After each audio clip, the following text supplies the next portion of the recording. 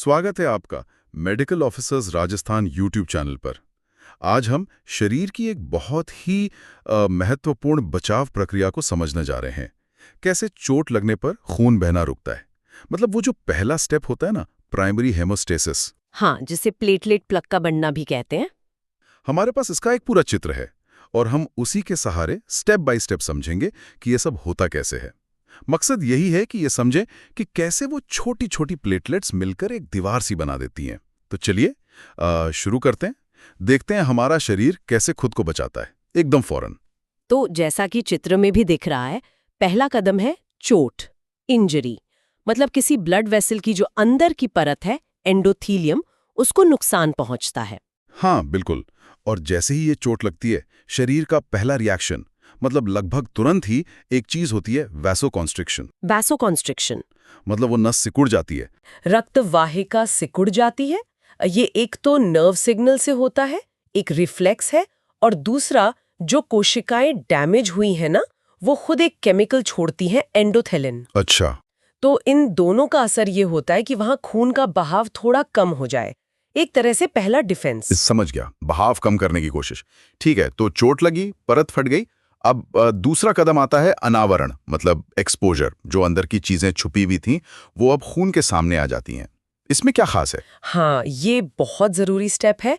इसमें मुख्य रूप से दो चीजें हैं जो अब खून के कांटेक्ट में आती हैं। एक तो है कोलेजन, ये वो प्रोटीन फाइबर है जो वेसल की दीवार में होता है। और दूसरा जो बहुत ही महत्वपूर्ण है, वो है वॉन विलेब्रैंड फैक्टर, मतलब VWF। VWF ये कहाँ से आता है? ये VVF एंडोथीलियल सेल्स के अंदर वो वेबल पैलेट बॉडीज होती हैं, उनमें स्टोर रहता है। चोट लगने पर वहां से निकलता है। और प्लेटलेट्स के अंदर भी होता है, अल्फा ग्रैन्यूल्स में। तो ये कोलेजन और VVF का सामने आना एक तरह से प्लेटलेट्स के लिए सिग्नल है। अच्छा, जैसे लैंडिंग सिग्नल। ठीक है, तो अब आते हैं प्लेटलेट्स पर। तीसरा कदम है आसंजन, मतलब एडिशन। ये प्लेटलेट्स कैसे चिपकते हैं चोट वाली जगह पर? तो प्लेटलेट्स की सतह पर एक खास रिसेप्टर होता है, GPIB, मतलब ग्लाइकोप्रोटीन IB। ये जाकर सीधे VVF से जुड़ता है, जो पहले से ही कोलेजन पर लगा हुआ है। अच्छा, तो चेन बन गई। प्लेटलेट से GPIB, वो जुड़ा VVF से, और VVF जुड़ा कोलेजन से। बिल्कुल, इसी से प्लेटलेट वहां टिक जाता है। ये उनका पहला कांटेक्ट है चोट वाली जगह से। ये चिपकना तो बहुत ही जरूरी हुआ फिर। हाँ, अनिवार्य है। और जैसे ही ये जुड़ाव होता है ना, प्लेटलेट सिर्फ चिपकते नहीं, वो एक्टिवेट भी हो जाते हैं। एक्टिवेट मतलब क्या करते हैं? वो अपना शेप बदलते हैं क्या, जैसे चित्र में दिख रहा है? जरूरी है। एक है ADP, एडेनोसिन डाइफॉस्फेट, और दूसरा है थ्रोम्बोक्सिन A2, यानी TXA2। ADP और TXA2, हाँ ये नाम सुने हैं। ये दवाएं भी तो आती हैं इनको लेकर। तो ये करते क्या हैं केमिकल्स? ये समझिए कि अलार्म सिग्नल है। ADP क्या करता है, वो और ज्यादा प्लेटलेट्स को वहां बुलाता है और पास वाले दूसरे प्लेटलेट्स को भी जगाता है, एक्टिवेट करता है। अच्छा। और TXA2 भी यही काम करता है, प्लेटलेट्स को एक्टिवेट करना, उनको आपस में चिपकने में मदद करना, मतलब एग्रीगेट करवाना, और साथ में ये वैसोकॉन्स्ट्रिक्शन को भी थोड़ा और बढ़ाता है। और हाँ, TXA2 आगे जो खून का पक्का थक्का बनने का प्रोसेस है ना, जमावट प्रक्रिया, उसको भी शुरू करने में मदद करता है। अरे वाह, मतलब ये छोटे छोटे मॉलिक्यूल कितने सारे काम संभाल रहे हैं। अच्छा, तो चित्र में अगला हिस्सा है 4A सक्रियण, एक्टिवेशन। यहाँ ADP का रोल दिखाया है। तो जब ये ADP निकलता है, ये दूसरे प्लेटलेट पर कैसे असर करता है? तो ये ADP जाकर पास वाले दूसरे प्लेटलेट की सतह पर एक खास रिसेप्टर होता है, P2Y12, उससे जुड़ता है। P2Y12। हाँ, ये नाम जरूर सुना है दवाओं के कॉन्टेक्स्ट में। क्लोपिडोग्रिल शायद। हाँ बिल्कुल, क्लोपिटोग्रिल जैसी दवाएं इसी P2Y12 रिसेप्टर को ब्लॉक करती हैं। तो जब ADP इस P2Y12 से जुड़ता है, तो प्लेटलेट के अंदर सिग्नल जाता है। और उस सिग्नल से क्या होता है? उस सिग्नल का एक नतीजा ये होता है कि प्लेटलेट की सतह पर एक और बहुत जरूरी रिसेप्टर है, GPIB3A, वो सामने आता है और एक्टिवेट हो जाता है। GPIB3A। हाँ, ग्लाइकोप्रोटीन IB3A। इसका एक्टिवेट होना बहुत जरूरी है अगले स्टेप के लिए, जो है प्लेटलेट्स का आपस में जुड़ना, यानी एग्रीगेशन। समझ गया। तो पहले चिपके, एड्हीजन, फिर एक्टिवेट हुए, एक्टिवेशन, और ADP XXUO2 छोड़े, जिससे GPIB3R रिसेप्टर तैयार हो गया। अब आता है स्टेप 4B, समुच्चयन, एग्रीगेशन। यहाँ प्लेटलेट्स आपस में जुड़ते हैं। कैसे? कौन जोड़ता है इनको? यहाँ खून में मौजूद एक और प्रोटीन काम आता है, फाइब्रिनोजेन। फाइब्रिनोजेन। हाँ, ये वैसे तो खून में घुला रहता है, लेकिन जब प्लेटलेट पर GPIB3I एक्टिवेट होता है तो वो इस फाइब्रिनोजेन को पकड़ लेता है। अब सोचिए, एक फाइब्रिनोजेन मॉलिक्यूल एक पुल जैसा काम करता है। पुल जैसा? कैसे?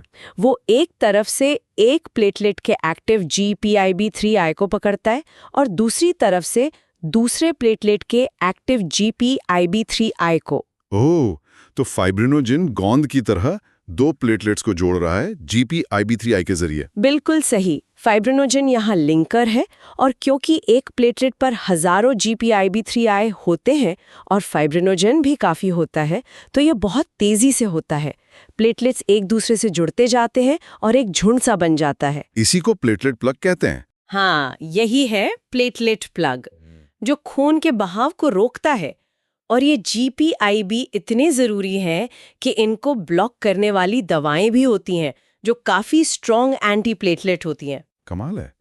लेकिन चित्र में एग्रीगेशन वाले हिस्से में एक बैलेंस या संतुलन भी दिखाया है। दो उल्टी दिशा में तीर हैं।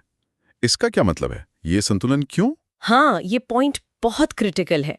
शरीर को ये भी देखना होता है कि ये प्लग ज़रूरत से ज़्यादा ना बन जाए, वरना वो पूरी नस को ही बंद कर देगा। हाँ, वो तो खतरनाक हो जाएगा। बिल्कुल। तो एक बैलेंस काम करता है। एक तरफ वो फैक्टर्स हैं जो प्लग बनने में मदद करते हैं, जैसे TXA2। ठीक है। ये प्रो एग्रीगेशन फैक्टर है। ठीक है। और दूसरी तरफ वो फैक्टर्स हैं जो इसे रोकते हैं, एंटी एग्रीगेशन। ये कहाँ से आते हैं? ये चोट वाली जगह के पास जो हेल्दी एंडोथेलियल सेल्स हैं वो छोड़ती हैं, जैसे कि प्रोस्टासाइक्लिन PGI2 और नाइट्रिक ऑक्साइड NO। अच्छा, PGI2 और NO। हाँ, ये प्लेटलेट्स को एक्टिवेट होने से रोकते हैं और नस को फैलाते भी हैं, मतलब TXA2 के असर को काउंटर करते हैं। तो जहां चोट है वहां TXA2 हावी है और प्लग बन रहा है, और जहां ठीक है वहां PGI2 और NO उसे आगे फैलने से रोक रहे हैं। वाह, कितना सटीक कंट्रोल है। हाँ, ये संतुलन ही है जो इसे सही जगह पर और सही मात्रा में बनवाता है।